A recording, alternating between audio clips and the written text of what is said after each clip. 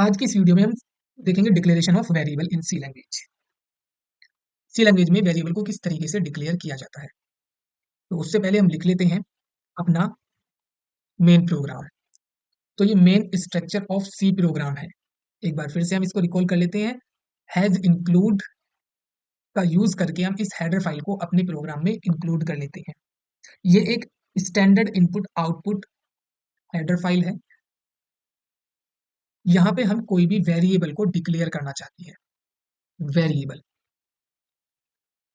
सबसे पहले क्वेश्चन आता है व्हाट इज द वेरिएबल।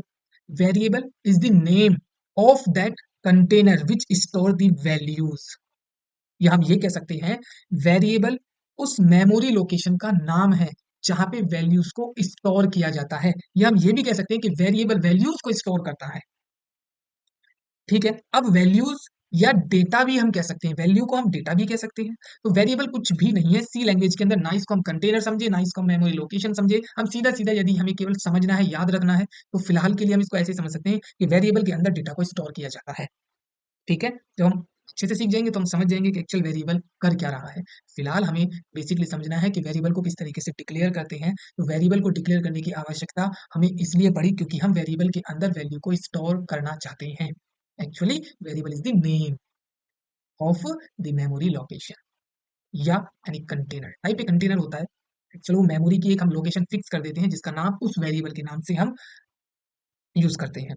तो चलिए किसी भी वेरिएबल को डिक्लेयर करने के लिए हम क्या करते हैं, तो मैं कमेंट में लिख देता हूं डिक्लेरेशन। तो डिक्लेरेशन का जो सिंटैक्स होता है वो क्या होता है, अब देखिएगा। सबसे पहले हम सीखते हैं जो जिस वैल्यू या डेटा को हम सी लैंग्वेज के अंदर डिक्लेयर करना चाहते हैं, तो पहले हमें पता होना चाहिए कि हम किस टाइप की वैल्यू या डेटा को वेरिएबल के अंदर स्टोर करना चाहते हैं। टाइप से मेरा मतलब है क्या वो कोई नंबर है, नंबर मतलब इंटीजर है, या क्या उसमें कोई दशमलव आ रहा है, अर्थात उसके अंदर कोई पॉइंट है, या फिर कोई वो एक अल्फाबेट है, या कोई सेंटेंस है। तो उस हिसाब से मैं चाहता हूं कि मैं तुम्हें एक इंटीजर नंबर स्टोर कराना चाहता हूं। यदि मैं इंटीजर नंबर स्टोर कराना चाहता हूं तो मान लिया मैंने एक वेरिएबल ए बनाया, लेकिन ये वेरिएबल ए, इसके अंदर वैल्यू स्टोर होगी, इसके अंदर वैल्यू स्टोर होंगी। हमने एक वेरिएबल ए बना दिया, ये रहा, और इसके अंदर कोई भी वैल्यू स्टोर करनी पड़ेगी। हम चाहते हैं कि इंटीजर वैल्यू स्टोर हो, तो हमें सबसे पहले ये बताना पड़ेगा कि इस वेरिएबल के अंदर हम किस टाइप की वैल्यू स्टोर करना चाहते हैं। तो हम इस वेरिएबल के अंदर इंटीजर टाइप की वैल्यू स्टोर करना चाहते हैं, इसलिए मैंने उसके आगे लिख दिया इंट और यहाँ पे लगा दिया सेमीकोलन। तो ये जो वेरिएबल ए है इसके अंदर हमेशा और हमेशा इंटीजर वैल्यू ही स्टोर की जा सकती है। तो this is the declaration of variable. A is the variable and इसके आगे किस टाइप की वैल्यू हम इसके अंदर स्टोर करना चाहते हैं वो इसका टाइप कहलाया है। वैल्यू को डेटा भी कहते हैं, इसलिए यहाँ पे जो इंट लिखा हुआ है इसको हम उस वैल्यू का अर्थात इस वेरिएबल का डेटा टाइप कहते हैं। टाइप ऑफ डेटा, किस टाइप की वैल्यू को हम स्टोर करेंगे, that is known as data type. तो int is the data type of this variable a. ठीक है, अब इसके अंदर हम कोई वैल्यू को असाइन करना चाहते हैं। अब आता है असाइनिंग। ठीक है, असाइन।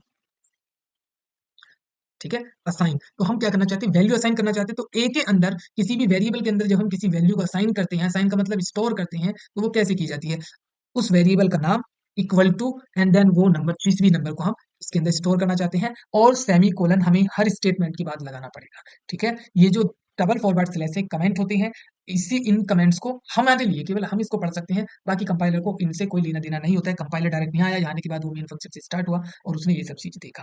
तो this is the declaration of variable. और ये हो गया हमारे पास वेरिएबल के अंदर वैल्यू को किस तरीके से असाइन करते हैं। ओके, नेक्स्ट वीडियो में हम इस वेरिएबल की वैल्यू को प्रिंट करना सीखेंगे। ओके।